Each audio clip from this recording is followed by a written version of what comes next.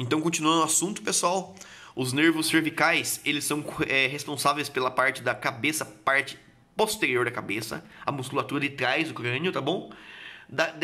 Tudo que tá em verde aqui, ó, são os nervos cervicais que comandam, beleza?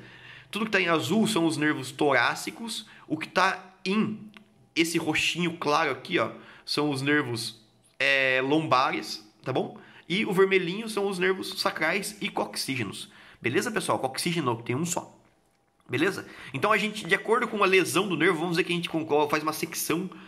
A pessoa sofreu um acidente e ela seccionou tal vértebra.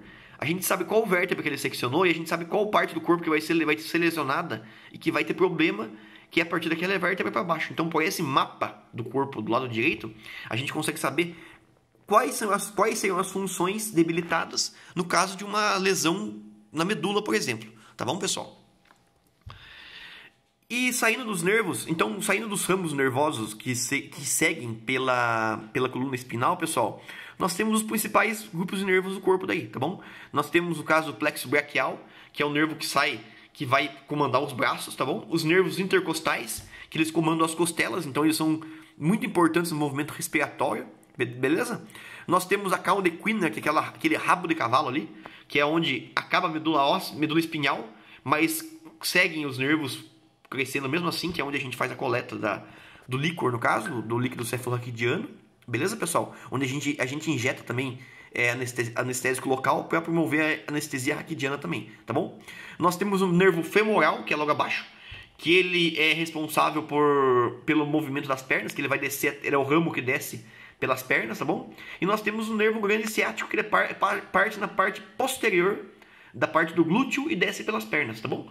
Então, quando a gente faz a aplicação correta, de maneira correta, da injeção, quando a gente seleciona o quadrante superior direito ou o quadrante superior lateral, direito não, pessoal, lateral, quadrante superior lateral da nádega, a gente consegue, se a gente aplicar certinho a injeção ali, a gente nunca perde o nervo ciático, tá bom? Então, se a gente respeitar a posição anatômica da aplicação da injeção no glúteo, a gente não acerta o nervo ciático, beleza?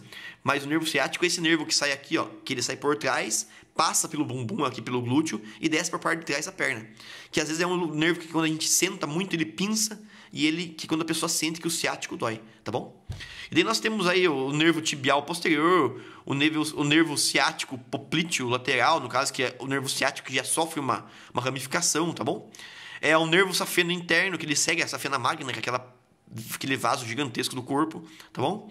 E nós também temos os nervos digitais e os plantares comuns, que eles comandam os dedos do pé e também a planta do pé, a sola do pé. Beleza, pessoal? Esses são os ramos mais importantes do corpo.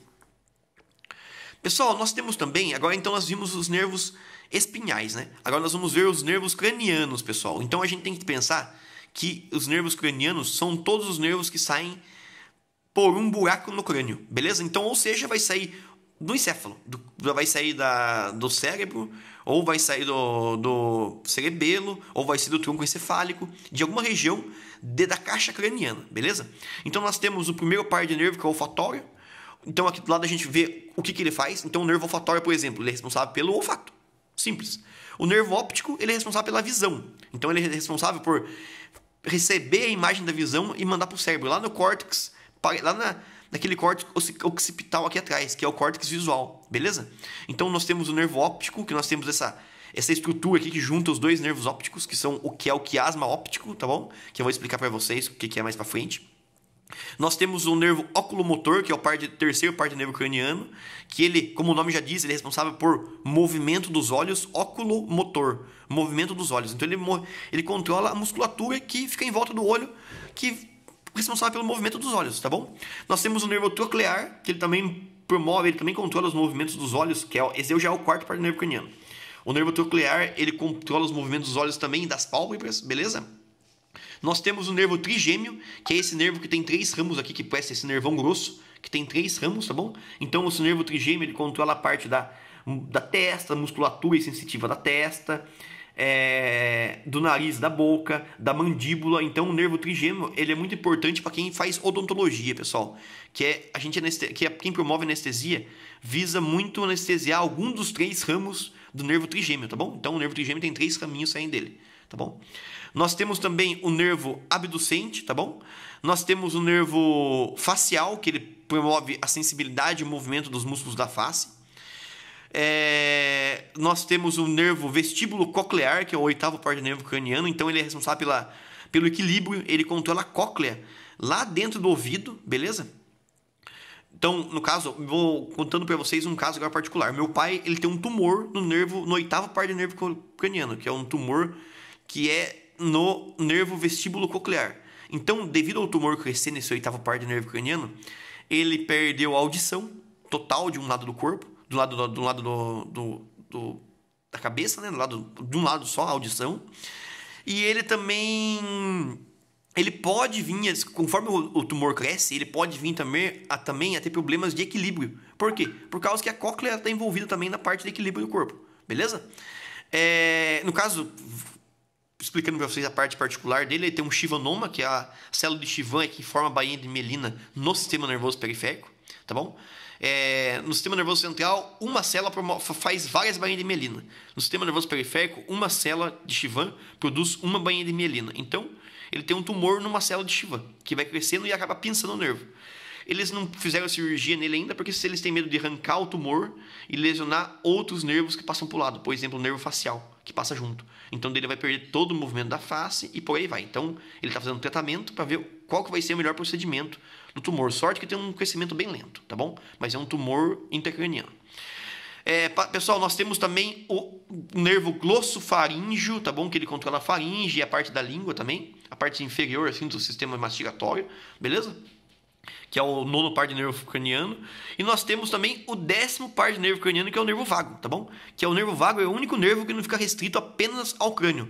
Ele é um nervo que ele segue para fora do crânio e ele controla as nossas vísceras no corpo inteiro, pessoal. Ele é responsável pela parte do sistema nervoso autônomo, da parte parasimpática. Beleza?